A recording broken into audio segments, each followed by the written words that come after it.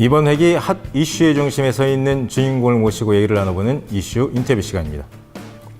풀뿌리 자치 일꾼을 뽑는 제7회 전국 동시지방선거가 두 달여 앞으로 다가왔습니다. 6월 13일 치러지는 교육위원을 포함한 제주도의회 의원 선거에서는 종전보다 2명이 늘어난 43명을 뽑게 되는데요. 이렇게 의원 정수 2명을 늘리기까지는 참 우여곡절이 많았습니다. 오늘은 행정자치위원회 박원철 의원님을 모시고 교육의원 존폐 문제를 포함해서 선거제도 개선 방향에 대해서 자세히 얘기를 나눠보도록 하겠습니다. 안녕하십니까? 네, 반갑습니다. 예. 자, 이제 10대 의회 임기도 한 3개월밖에 안 남았습니다. 그렇습니다. 그러고 보니까 참 3개월 시간이 좀 덜 남았죠. 예, 상당히 빨리 지나갔는데 지난 한 4년 가까이 된 의정 활동 잠깐 뒤돌아보면 어떤 평가를 내주실까요? 그런 질문해줘서 고맙습니다. 사실 돌이켜보면 늘 아쉬운 게 많죠. 제가 저 기자님 다 아시겠지만 제가 현장 출신 아닙니까? 농사꾼 출신이었고 현장 노동자 출신이었는데 저는 참 고마워요. 우리 제 지역구인 한림 지역 주민들께도 너무너무 고맙다는 말씀드리겠고 제주도민들께도 너무너무 고맙죠. 아시겠습니다만은 제가 초선에 들어와서 좌충우돌 하는 거 많이 보셨잖아요. 공직자 출신이 아니어서 공문서도 이해가 잘 안 되고 특히나 제주도 예산서를 보면 제가 깜짝깜짝 놀랐었고 그래서 좌충우돌 하는 경우들이 많았었고 근데 재선을 거치면서 제가 여러 동료 의원들이 도움을 받아서 해당 상임위원회 농수축경제위원회 위원장으로도 역임을 하면서 제 개인적으로는 참 영광이었지만 아마 도민들께는 늘 죄송하고 미안한 따름이죠. 제 지역 문제만 하더라도 여러 가지 환경의 문제라든지 아니면 우리 복합단농 지역인 한림 지역에 별로 크게 도움드린 게 있나 그렇게 되어지고요. 도민 여러분들께는 지금 급격하게 인구가 증가하고 있고 도민 삶의 질은 떨어지고 있는데 이걸 어떻게 좀 의회가 속 시원히 나서서 해결하지 못한 점 지나고 보니까 늘 아쉬운 점밖에 생각이 안 나는데요. 그 아쉬운 점이 많다는 얘기는 곧 삼선을 통해 가지고 이제 많은 얘기를 많은 일을 해보겠다는 그 의지까지 좀 익힙니다. 네. 예, 좀 각설하고요. 바로 본론으로 들어가겠습니다. 이번 359회 임시회에서 그 도의원 선거구 획정과 관련된 조례가 하나 통과됐는데요. 참 우여곡절을 많이 겪었어요. 그렇죠. 겪어서 어쨌든 이게 통과를 돼서 한숨 놓긴 했는데 이 조례가 어떤 내용을 담고 있는지 그것도 좀 잠깐 설명하고. 우선 그 배경 설명보다 잠깐 간략하게 말씀드릴게요. 사실 우리가 특별자치도 2006년에 본격 시행이 되면서 여러 가지 우여곡절을 겪긴 했습니다만은 어쨌든 저는 긍정적인 요소로 볼 때 급격하게 제주의 이주민 증가라든지 관광객 폭발력 증가 이런 것들은 좀 높이 평가할 만해요. 그러다 보니 당연히 인구가 증가되어지면서 선거구와 관련된 이번 지방선거와 관련돼서 여러 가지 논의가 나오게 되는데 거기에 사전 준비를 못했다는 부분에 대해서 좀 아쉬운 지점이고요. 헌법재판소의 판결만 놓고 보더라도 표의 등가성이나 지역의 대표성을 반영하는 선거구 획정을 하라 이렇게 취지거든요. 우리 제주 지역에서도 그런 문제는 미리 예견이 되어 왔었고요. 이미 오래전서부터 우리 제주 소리를 비롯해서 유수 제주 지역 언론들도 이게 큰 문제로 될 것이다. 빨리 정치권이 나서고 또한 제주도나 의정이 나서라 이런 주문들을 많이 했었잖아요. 근데 노력을 하긴 했지만 그게 중앙정부의 어떤 정치권의 논리, 여러 가지 논의에 부딪히면서 부침이 심했었죠. 근데 어쨌든 다행스럽게도 이번에 어떤 헌재의 결정에 맞게 좀 조례가 이번에 어떤 통과가 되어져서 그나마 도민들께 좀 혼란을 좀 줄이고 또한 표의 등가성 문제라든지 지역의 대표성을 좀 해소할 수 있지 않았나 저는 그렇게 생각을 합니다. 일단 어쨌든 인구가 급격하게 증가함에 따라 가지고 우리 의원 정수가 기존 41명에서 한 11만 명 정도가 불어났잖아요. 2명이 더 늘는 것이고 그리고 어쨌든 그 헌법재판소에서 잡은 기준을 넘는 선거구 그 삼양봉기 아라동 그리고 삼도동 오라동 요 두 개 선거구는 이제 독립선거구로 이렇게 나눠진 것이고 어쨌든 예비 후보들이 상당히 이게 확정이 안 되면서 제주도 말로 조들기도 했었고 네네. 유권자 입장에서 좀 혼란도 좀 있었는데 혼란스럽죠. 어쨌든 뭐 네. 조례 처리되면서 다행히 이렇게 급한 불은 좀 끄게 됐는데요.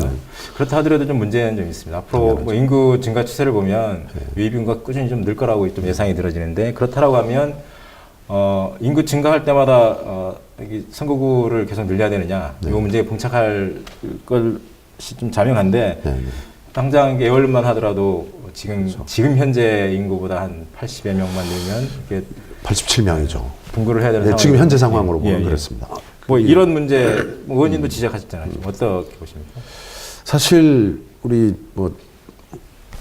제주도민들도 그렇고요. 전국적으로도 그렇고 정치권에 대한 신뢰가 썩 그렇게 높은 상황은 아니잖아요.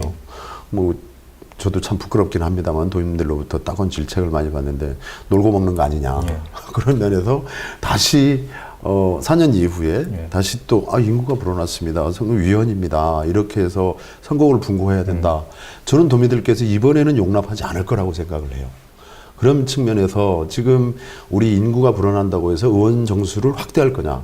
이거는 저는 좀 또 다른 문제라고 생각합니다. 그렇다라고 한다면 전 지금부터라도 이 위헌적 요소도 없애고 또한 도민들께 더더욱더 제주 의정이 도민들의 사랑받는 어떤 기관으로 거듭나려고 하면 지금부터 논의를 해야 된다고 생각을 해요. 뭐 그런 면에서 차츰 뭐 말씀을 드리겠습니다만은 지금 이 의원 정수를 가지고 적정하게 지역의 대표성 그리고 우리 표의 등가성 소위 의원님이나 저나 우리 자 기자님이나 한 표를 행사했을 때의 어떤 표의 등가성 문제를 해소하는 노력들 이런 노력들이 좀 전제돼야 된다 그렇게 생각을 합니다. 뭐 어쨌든 지금까지는 뭐 이 모든 거를 중앙에서 결정했다라고 그렇죠. 봐야죠. 국회에서 거의 목을 매단 상황이었었는데요. 어쨌든 이런 흐름들이 지방 분권과도 이렇게 좀 뗄래야 뗄 수 없는 좀 관계일 것 같은데 지방 정부 형태, 뭐 의원 정수, 그리고 의원 뭐 선거 제도까지, 하여튼 뭐 도민 스스로 결정할 수 있는 자기 결정권을 좀 갖고 도민 스스로 결정하자라는 좀 의견도 좀 많은데요. 이거는 실제 우리 문재인 정부에서 표방하고 있는 지방 분권, 지방 자치의 흐름과도 좀 큰 틀에서는 좀 맥을 같이 한다고 볼 수 있는데요. 우리 집권 여당 의원이시니까 요거에 대해서는 또 어떤 견해를 갖고 계십니까? 이거 지금 녹화 아니죠. 직접 나가는 거죠. 예. 오늘 개헌안, 정부 개헌안이 아마 국회로 이송되고 발의한다고 그런 보도가 나오고 있더라고요. 핵심은 뭐 여러 가지가 있을 수 있습니다만은 지방 분권과 관련돼서 우리가 지방화 시대라고 얘기를 합니다. 그러면서 지방 분권이라고는 자꾸 얘기하는데 지방 자치단체라는 표현은 좀 이 기회에 좀 달리 썼으면 좋겠어요. 지방 정부라는 표현이 걸맞다고 생각을 합니다. 그에 걸맞는 개헌안이 다소 좀 미흡합니다. 제주도로 볼 때 제가 자치분권위원회 위원장을 맡고 있지 않습니까? 저도 뭐 청와대를 비롯해서 국회, 행정부의 제주도의 입장을 여러 차례 전달하고 국회 가서 토론도 몇 차례 참여를 하면서 제주도 입장을 반영시키려고 많이 노력했었습니다만은 핵심은 이번 개헌의 핵심은 자기결정권 강화입니다. 이를테면 조례가 법률에 위임한 이런 규정들을 이제 법률에 위반하지 않는다면 자기결정권을 강화시키겠다라는 게 이게 핵심이거든요. 아까 질문에 대해서처럼 우리 아까 그 도의원 정수만 놓고 보더라도 제주도민이 스스로 결정할 수 있어야 된다고 봅니다. 그래서 우리 제주도가 스스로 결정할 수 있도록 그래서 우리가 지금 2006년부터 올해까지만 하더라도 벌써 만 12년째에 접어들고 있는데 이제는 우리 스스로 결정할 수 있는 그런 어떤 그 개헌이 되어져야 하고 또한 개헌의 바탕 위에서 2019년까지 우리 특별자치도 완성을 위한 로드맵이지 않습니까? 그 로드맵에 걸맞게 저는 조정되어야 한다고 봅니다. 거기에 당연히 선거구 제도와 관련돼서도 우리 스스로 결정할 수 있는 그런 어떤 제도적 장치가 필요하지 않나 저는 그렇게 생각을 합니다. 그러니까 그런 게 심정을 단적으로 좀 볼 수 있었던 게 우리 고청 의장께서 기회사 하면서 이 지방정부 정치가 너무 중앙 정치에 휘둘린다라는 이런 답답한 심경 좀 토로했기 때문에 차제히 이런 방향으로 가야 된다는 얘기잖아요. 예. 뭐 이번 조례심사에서 선거제도 개선과 관련해서 또 다른 주목을 받았던 게 또 하나 있어요. 오히려 이게 더 주목받았다고 하면 더 주목받았습니다. 관심을 끌었다고 볼 수 있는데 그 교육위원 제도 관련이거든요. 의원님은 요거에 대해서는 어떤 생각을 하세요? 이게 자꾸 그 혼돈이 되는 부분이 없지 않아 있는 것 같습니다.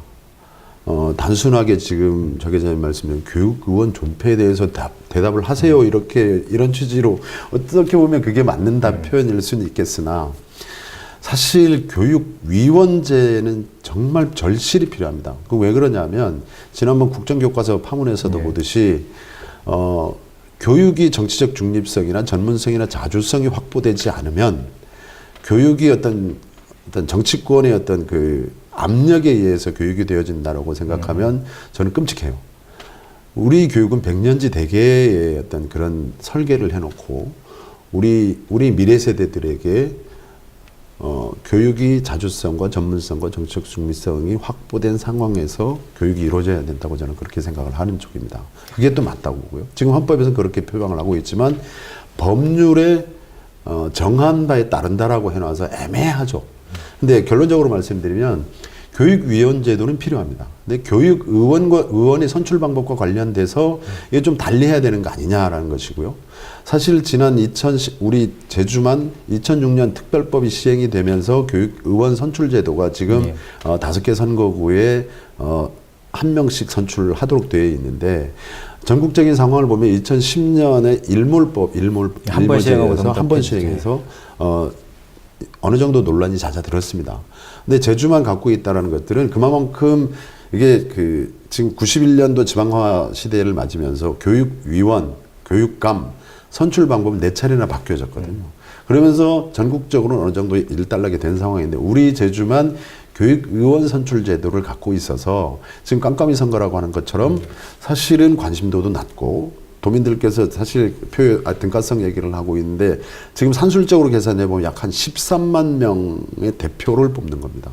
그래서 이게 과연 맞는 건가? 그리고 교육의원의 자격에 대해서도 교원과 교육 공무원만 5년 이상의 경력을 갖고 있고 비당원 경력 1년이면 할 수 있는 이런 어떤 경직된 사고의 틀에서 벗어나야 되는 게 아닌가. 저는 그런 쪽에서 교육위원 선출 방식은 좀 달리해볼 필요가 있다. 저는 그렇게 생각합니다. 좀 정리를 해보자면 교육자치 측면에서 교육위원 제도는 좀 필요하다고 보는데 교육의원 의원의 선출 방법과 개선은 공론화가 필요하고 개선 필요성이 좀 있다라고 이렇게 얘기를 하신 거잖아요.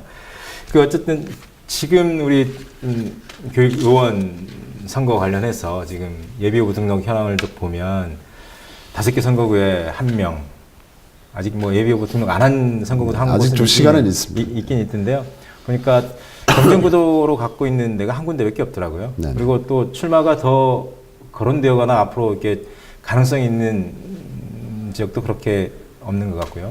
전문가시니까 결국은 한 4군데 정도가 무투표 당선될 상황이 좀 예상되는 상황인데 이런 수준이라고 하면 좀 개선의 필요성, 아주 이게 논의가 지금부터는 좀 공론화 필요성이 좀 많이 있어야 된다고 보는데 그거에 대해서 저는 상당히 고마운 말씀이시라고 하고 고마운 지적이라고 봅니다. 근데 우리 제주소리가 앞장서서 이 문제에 대해서 좀 지속적으로 좀 관심을 가져줬으면 합니다. 지금 6.13 지방선거 앞으로 한 80일 안쪽으로 들었는데 지금 이 시기가 되면 이거 교육의원 선출 방식이 문제가 있구나 하는 것들을 도민들께서도 좀 인지를 하고 계실 거예요. 언론에서도 많이 조명을 해주고 하긴 하는데요. 이 시기가 지나고 나면 또 사그라들고 그럼 또 시기가 되어지면 또 나오고 그래서 자꾸 졸속화된 결정들이 이루어지는 경우들이 많습니다. 아마도 도민 여러분들께서 이번 기회에 교육의원 선출 제도와 관련돼서 이게 정작 필요한 선출 방식인지 꼭 도민들의 직접 선거에 의해서 한 13만 명의 정말 그 후보자분들도 힘들어하지만 예를 들면 또 얘기하려면 끝이 없습니다만은 공무원연금법이라든지 지방자치법 겸직금지 규정이라든지 이런 규정들이 상당히 경직돼 있거든요. 그래서 막상 결심을 하다가도 끝에 가서는 너무 힘들다. 지역구도 광범위하고 인구도 많고 또한 경력도 상당히 좀 경직되고 그리고 여기에서 내가 모험을 감수할 이유가 있나?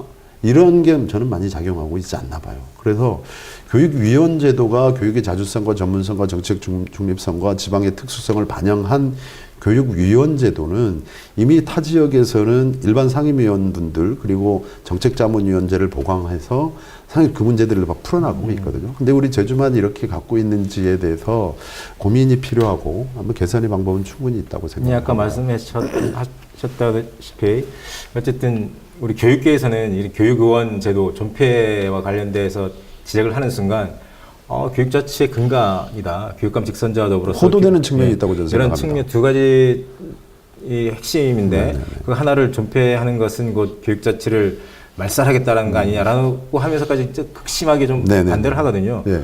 요 상황과 아까 좀 얘기를 좀 정리를 해서 풀어본다면 국회나 이런 상황에서 네네. 좀 비교해서 한 번만 더 잘 풀어본다면 지금 이 방송이 나가면 아마 저는 아마 교육계로부터 엄청난 비난을 받을 겁니다. 그래서 그럼에도 불구하고 구분해서 이렇게 잘 설명. 말씀을 좀 드릴 수밖에 없는 게 교육위원제는 제주 교육의 어떤 백년지 대계를 위해서도 반드시 필요하고요.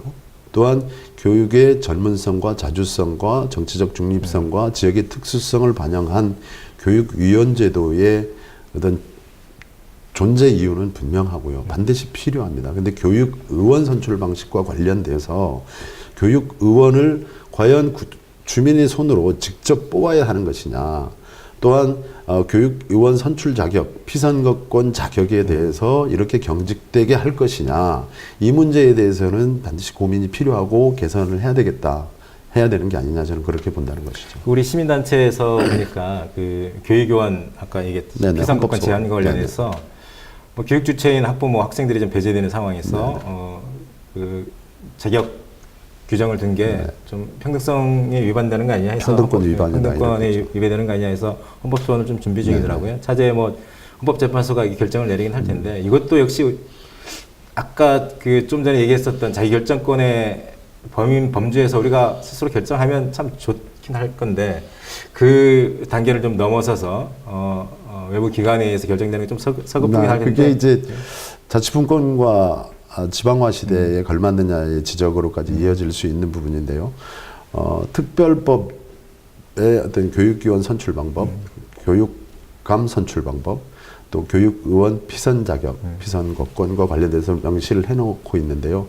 그 부분과 관련돼서 아까 지적의 말씀처럼 또다시 이제 중앙정치권의 어떤 이해의 논리에 맞아서 휘둘릴 우려가 있죠. 그런 면에서 지금부터 저는 논의를 시작해야 된다고 봐요.